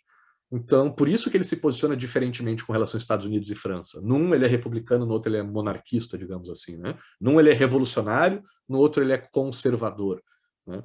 Porque para ele é isso, né? O conservadorismo é entender, né, a estrutura, a história de cada sociedade. E por isso cada sociedade vai ter a sua resposta, a sua solução, o seu caminho a seguir diferente, né? Não é porque deu certo num país que vai dar certo no outro. Por isso ele defende que está certíssimo que, por exemplo, nos Estados Unidos, com essas revoluções liberais, principalmente, né, que até em alguns momentos históricos antecedem a Revolução Francesa, né, se caminhou no sentido da criação da Constituição inglesa, uma Constituição com características atípicas para o resto do mundo, uma Constituição com base nos costumes, né, na jurisprudência, nas tradições, né, uma Constituição não escrita, né, não tem um documento lá, são documentos dispersos, enquanto na França, né, aquela Assembleia Constituinte estava tentando montar uma Constituição escrita, né, uma das primeiras, assim como os Estados Unidos também fez uma Constituição escrita, uma consolidação, né, das normas fundadoras de um Estado. E para ele vai dizer, não tem problema, cada Estado tem que seguir a sua história. A Inglaterra tem uma tradição mais consuetudinária, né, mais baseada nos costumes e na tradição, então beleza, tem uma Constituição não escrita, né? A França e os Estados Unidos querem montar constituições mais estruturadas, mais materializadas, num corpo único, faz todo sentido também, tá certo, né? Ele também vai dizer, né, que todo processo político envolve, aí ele chama aqui, vou abrir aspas de novo, né, um princípio seguro de conservação e um princípio seguro de transmissão, sem excluir um princípio de melhoria. Aqui é importante a gente entender o que o pai do conservadorismo, tá, que o Burke é considerado o primeiro, né, o pai, pelo menos o mais influente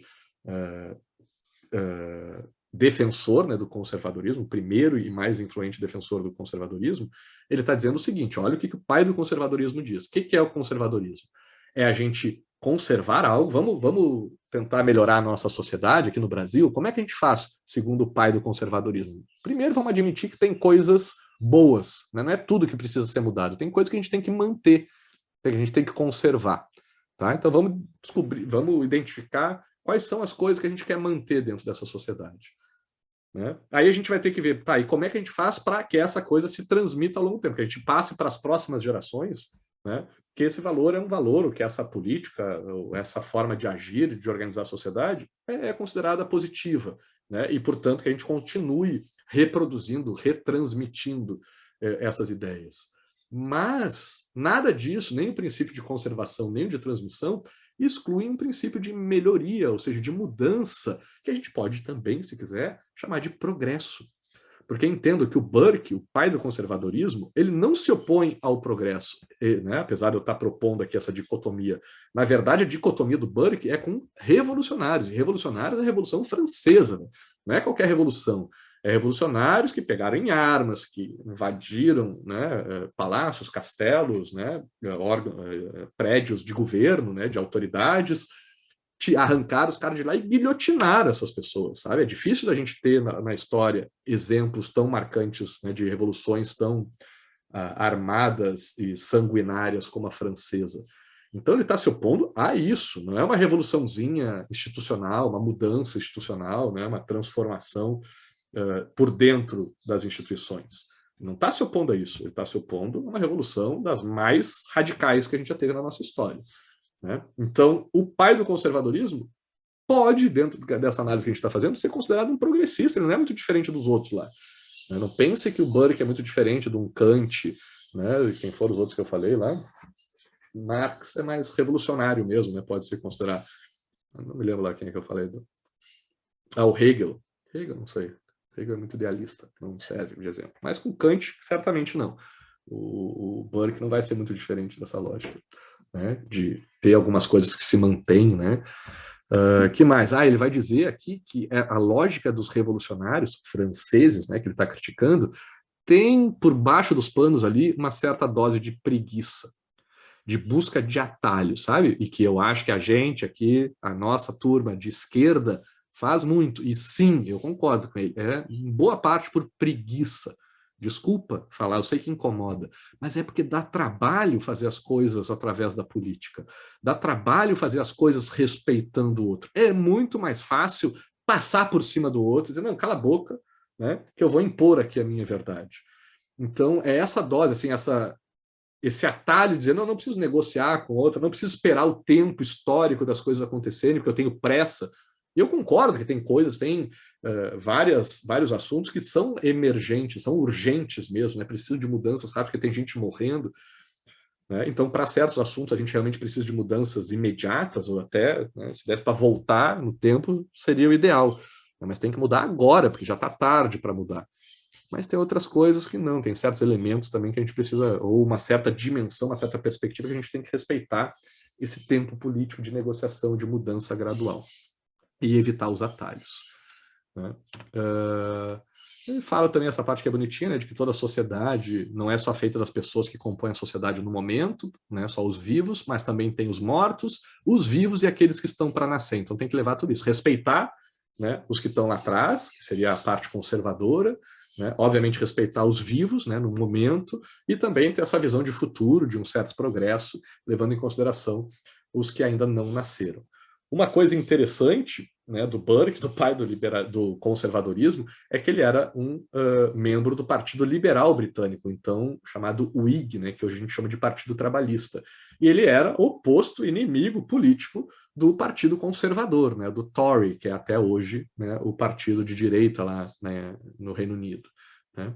Porque o Partido Liberal Britânico é o mesmo os liberals, né, que são os de esquerda norte-americanos, né, e os conservadores, que hoje são o Partido Trabalhador, lá na Inglaterra, e o Partido Conservador de direita, até hoje, são chamados de Tories.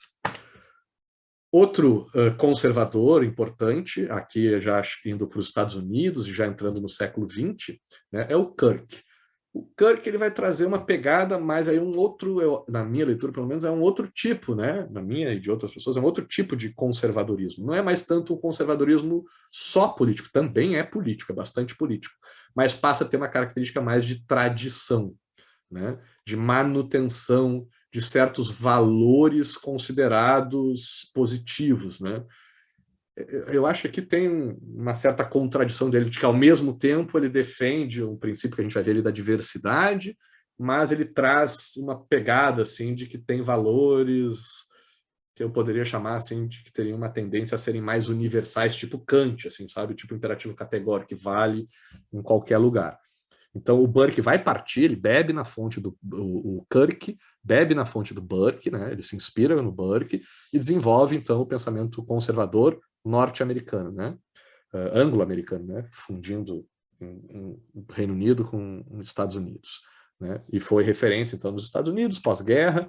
Ele traz aqui, eu acho que nem sei se eu peguei, acho que se bobear na Wikipédia isso aqui, que tinha um resuminho, né? Não está muito explicado, mas tem os principais elementos dele aqui dos 10 princípios do conservadorismo, né?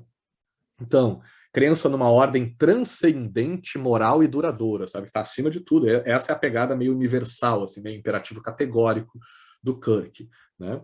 Vai dizer que o conservador, que nem o Burke, né, adere ao costume, à convenção, à continuidade, né? Não é muito afeto à mudança, né? Mas até que aceita alguma, né? Os conservadores acreditam que pode ser chamado de princípio de prescrição, né? Pelo uso, então, é o Burke falando lá para os revolucionários franceses, dizendo, gente, a gente já sabe que a monarquia funciona, a gente já conhece porque a gente usa ela, né? Agora ficar prescrevendo novos remédios que a gente nunca usou, né, é um problema. Conservadores são guiados pelo princípio da prudência, que isso eu acho muito interessante, que não vai inventando moda, porque tu não sabe que a merda que pode aparecer disso, a gente não conhece isso pode dar merda. O princípio da diversidade, que eu falei para vocês, que ele traz o do Burke, né, de cada país tem sua história, mas eu acho meio contraditório com essa ordem transcendente, moral e duradoura. Defende que os conservadores, isso eu acho fundamental, isso eu acho a melhor parte, véio, que a esquerda, né, os progressistas, os revolucionários, geralmente falham em admitir o valor do conservadorismo, e por uma visão acadêmica aqui, né, que isso aqui vem de Descartes, isso aqui vem da dúvida metódica de Descartes, que desconfia de tudo, né? Os conservadores são refreados por seu princípio de imperfectibilidade. O conservador, olha, tem uma certa dose de humildade, né? Não estou dizendo que todos, né? Porque como na esquerda e na direita tem os oportunistas que se dizem conservadores ou se dizem progressistas para, na verdade, defender seus próprios interesses, né? Mas quem seriamente defende o conservadorismo, né, geralmente faz isso muito com base na ideia de, cara, eu não sei se eu tô certo, tá ligado? Eu desconfio das minhas ideias, eu sei que eu posso estar errado porque eu sou o imperfeito, então eu não vou sair mudando o mundo radicalmente de uma hora para outra com base nas minhas ideias, porque isso pode dar muito errado, eu posso estar muito errado, né? Como Descartes duvidava até das suas conclusões matemáticas, sendo um dos maiores matemáticos da história mundial, né? Eu acho que isso é importante, é fundamental na academia e na política, né? A gente desconfiar de nós mesmos, das nossas ideias. E o Rousseau não está desconfiando, o Platão também não está dizendo, não, eu sei a verdade, está aqui, ó, é esse o caminho, tudo dá certo, vai lá, vai com tudo, que vai dar certo. Né? Depois, quando der merda, eu vou ter sumido. Geralmente essa galera faz isso. Né? Os gurus, os coaches da vida que tem isso daí, né? Tem a resposta para resolver a nossa vida e quando dá merda, vai procurar o cara, porque o cara tá rico e já vazou. Conservadores são convencidos de que propriedade e liberdade estão intimamente vinculadas, né? Então, para que a gente possa ter a propriedade, a gente tem que ser livre e poder ter a nossa propriedade para exercer a nossa liberdade. A propriedade é necessária, né? O direito de propriedade privada é necessário para o exercício da liberdade. Conservadores defendem comunidades voluntárias e se opõem ao coletivismo involuntário. Aqui os conservadores ficam no meio termo, eles não são nem individualistas, que nem os libertários, né, de focar só no indivíduo, nos interesses individuais e achar que isso é o foco principal. Eles também não são coletivistas, né, ou comunitários, né, que nem geralmente o pessoal mais à esquerda. Né? Eles ficam ali no meio termo, ele acha que o indivíduo serve à comunidade, tem uma interação ali, o indivíduo é importante e a comunidade também é importante. Né? Mas o indivíduo tem que aceitar participar da comunidade, a comunidade não pode ser imposta ao indivíduo. Né? Vê necessidade de limites prudentes sobre o poder e as paixões humanas, então, né, justamente por isso que o indivíduo não pode ser submetido à autoridade coletiva, ao Estado, porque tem que botar limite no Estado, aí tem a ver com essas revoluções liberais, né? Segurando lá um pouco, né, os poderes dos governantes, e as paixões humanas, que aí volta para a imperfectibilidade. Né? Somos humanos, então, né, erramos, seguimos nossos próprios interesses, nossas próprias paixões.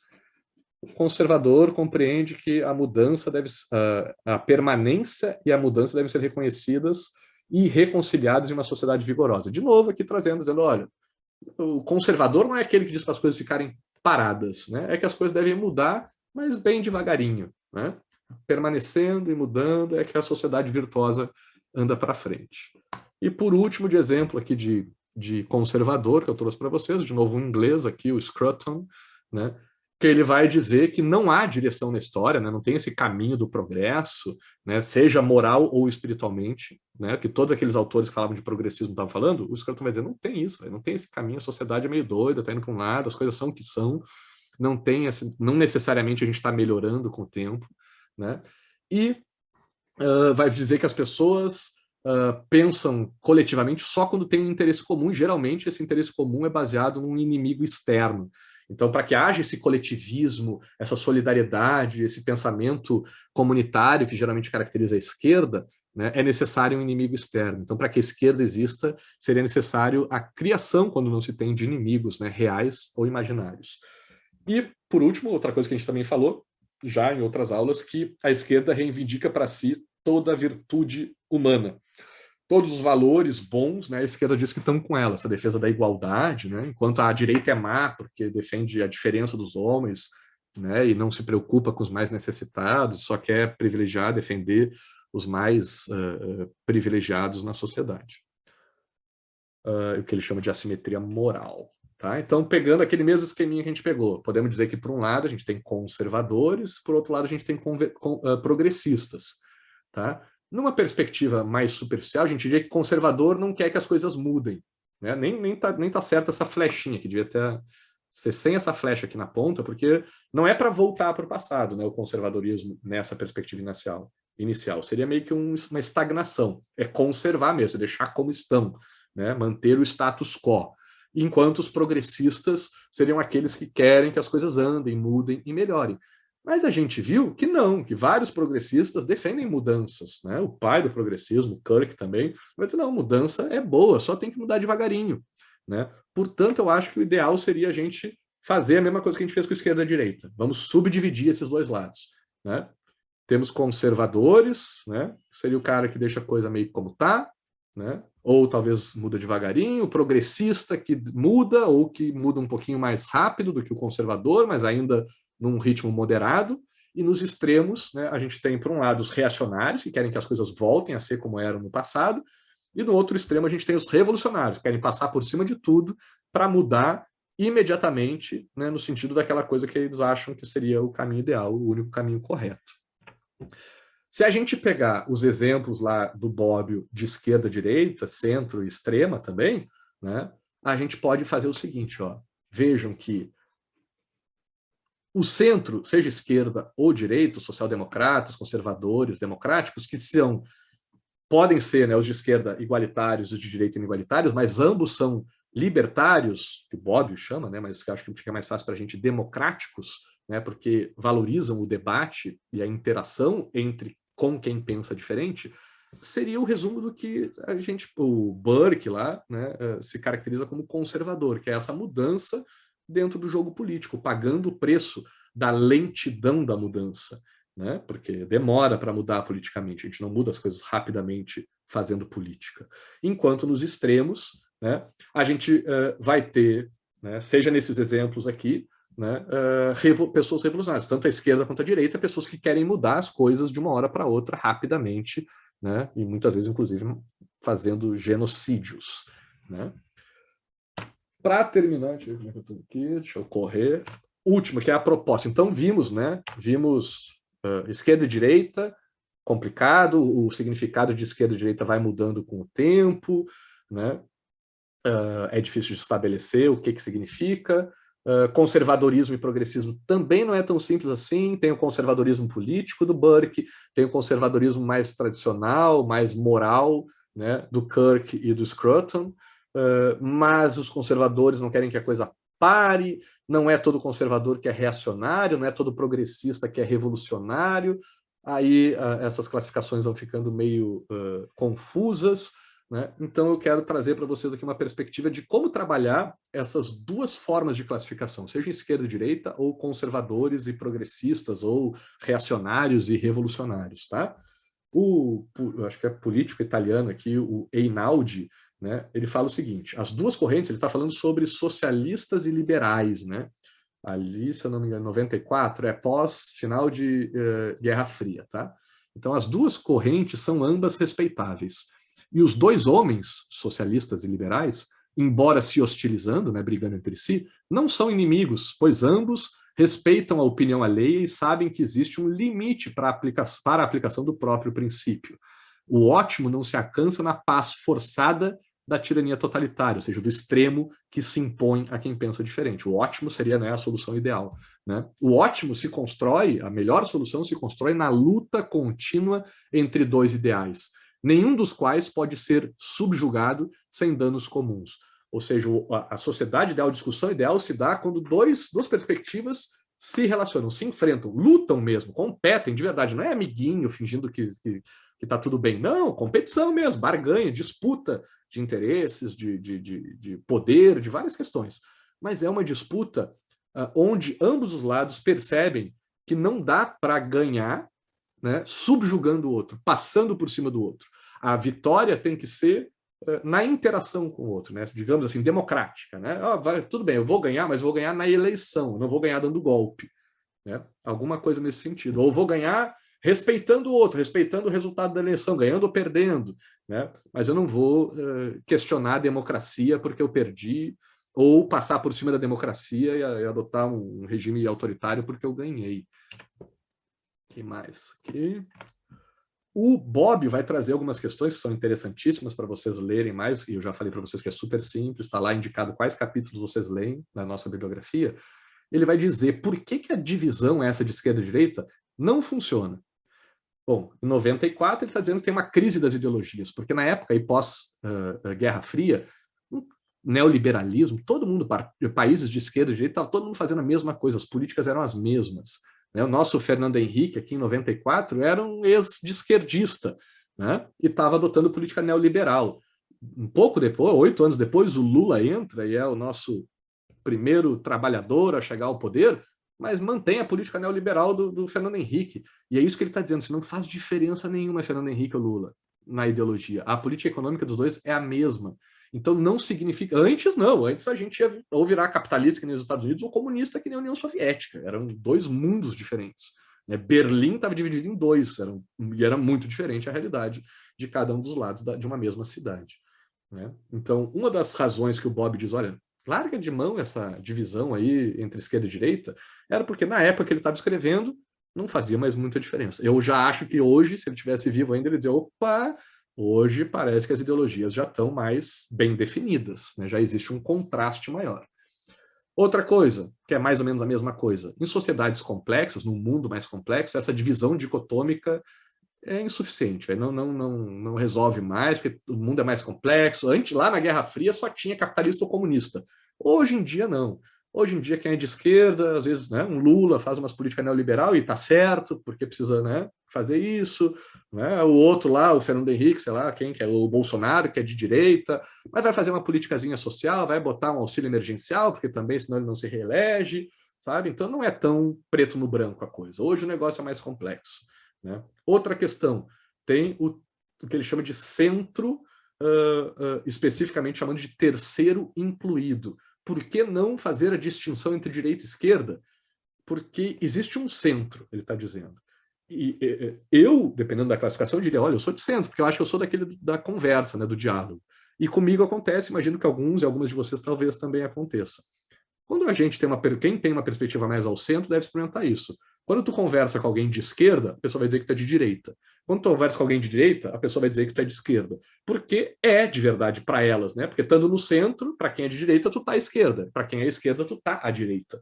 Né? Então, tipo, fica confuso, sabe? Uma pessoa de centro é chamada dos dois, e aí não faz sentido essa classificação, porque torna a classificação meio confusa.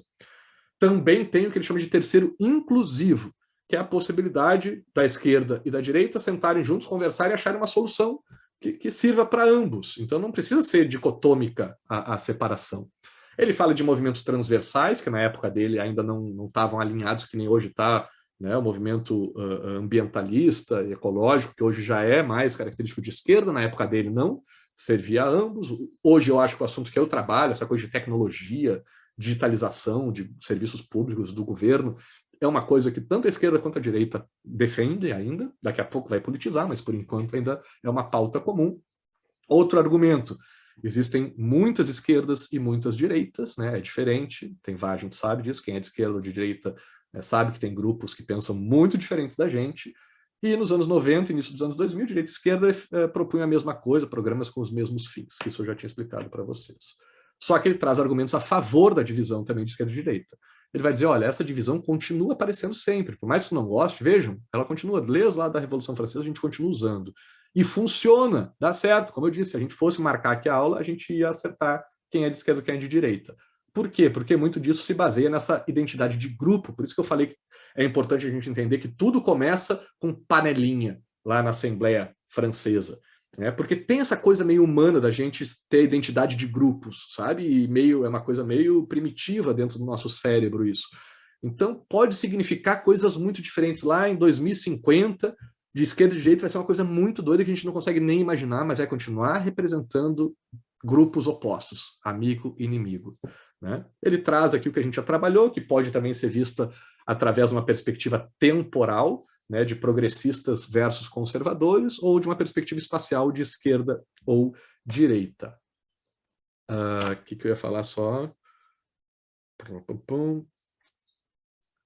Eu acho assim, ó, só para resumir a provocação e a problematização em cima das classificações esquerda, direita, conservador ou progressista, cara, eu garanto para vocês que nenhum e nenhuma de vocês é sempre igualitário, que nem a pergunta da Capitu, sabe? Às vezes alguém de direita é igualitário, às vezes alguém de esquerda é inigualitário, vai focar nas diferenças.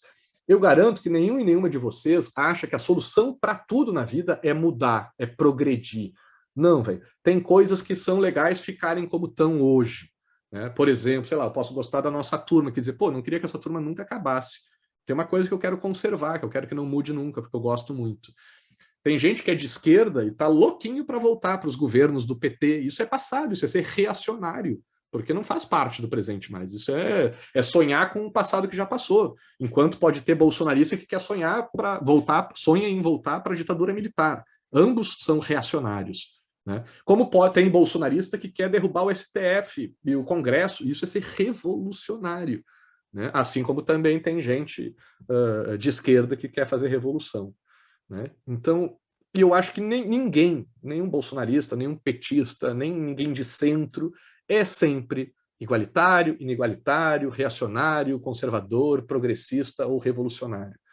E eu fico com a minha dúvida que eu queria deixar para vocês, assim, refletirem na nossa conversa de quarta, o que serve de critério para definir? Por que a gente bota na caixinha alguém diz, tu é de esquerda porque tu defende a igualdade, ou tu defende a diferença, então é de direita? Por que a gente chama alguém de conservador, ou de progressista, ou de reacionário, ou de revolucionário, se todos nós temos todas essas características? Como que a gente faz essa classificação? É porque uma pessoa é quantitativamente mais igualitário, ou seja, eu faço uma lista de todos os assuntos que eu defendo a igualdade e todos os assuntos que eu defendo a diferença, e eu vejo que eu tenho mais momentos onde eu defendo a igualdade do que a diferença, portanto, quantitativamente falando, eu sou de esquerda.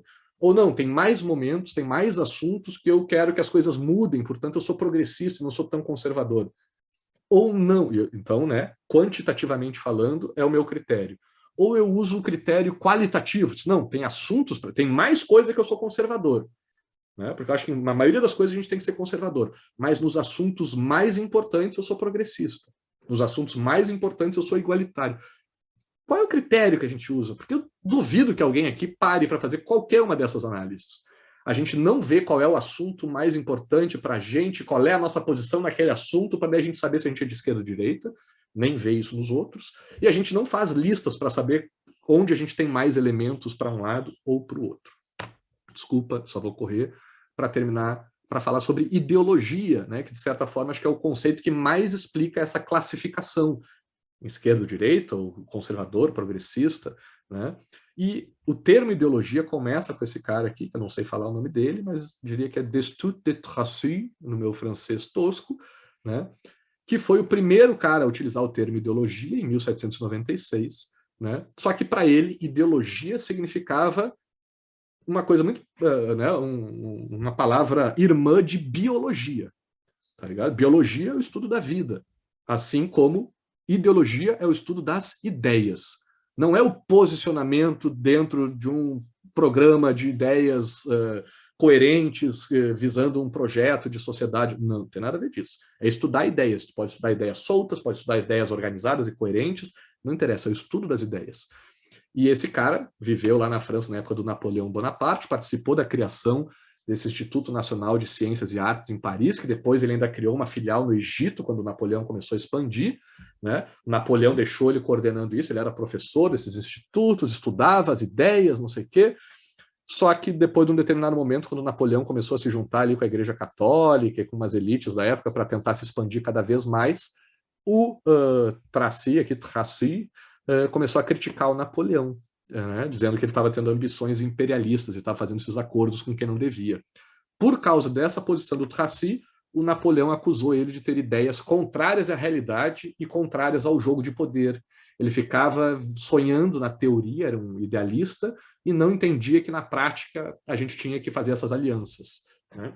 E o Napoleão, portanto, é o primeiro a associar o termo da ideologia lá do Tracy a uma ideia negativa de interferência, né, de uma teoria filosófica na prática política. Então, a ideologia é a defesa de mundos idealizados, né, que não combinam com a prática. Por isso que a ideologia é ruim, porque o mundo real não se resolve com ideologia. A ideologia é utopia, né?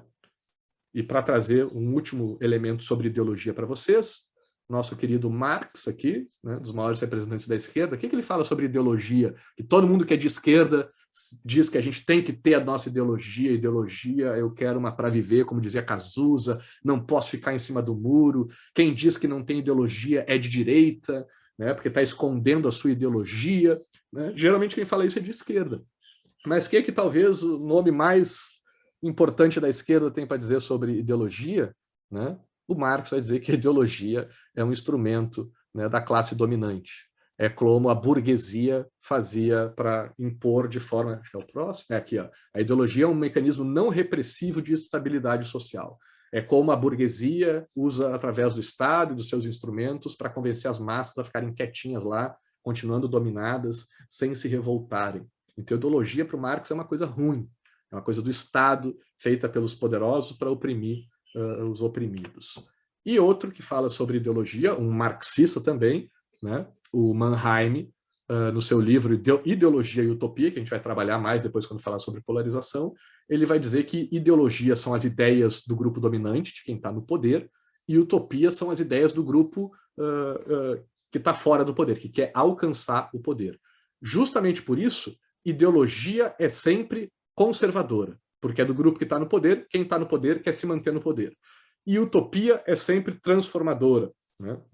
Que é a mudança. E sempre, de acordo com Mannheim, tem um conflito entre ideologia e utopia.